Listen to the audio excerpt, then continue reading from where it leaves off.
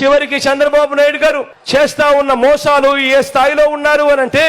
ఇదే మనిషి చంద్రబాబు నాయుడు గారు మొన్నటికి మొన్న నిమ్మగడ్డ రమేష్ అని తన మనిషితో తానే ఎలక్షన్ కమిషన్ కు కంప్లైంట్ చేయించి అవ్వాతాతలకు ఇంటి వద్దే అందాల్సిన పెన్షన్ ఆపిచ్చి ఆ అవ్వాతాతలు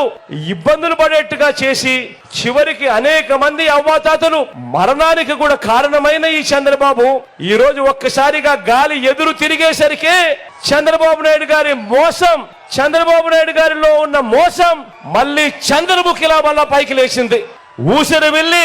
ఎన్నిసార్లు మారుస్తుందో రంగు నాకు తెలియదు కానీ చంద్రబాబు నాయుడు గారు మాత్రం ఊసిరి వెళ్ళిని దాటిపోయి తాను ఇప్పుడు అంటాడు అధికారంలోకి వస్తే వాలంటీర్లకు 10,000 ఇస్తానని ప్రకటించాడు. చెప్తా ఉన్నా ఇదే చంద్రబాబు, అయ్యా నీ మోసాలు అందరికీ తెలిసినవే. మొట్టమొదటిగా ఈ వాలంటీర్లను పీకేస్తావు, మళ్ళీ నీ జన్మభూమి కమిటీ సభ్యులందరినీ వాలంటీర్లుగా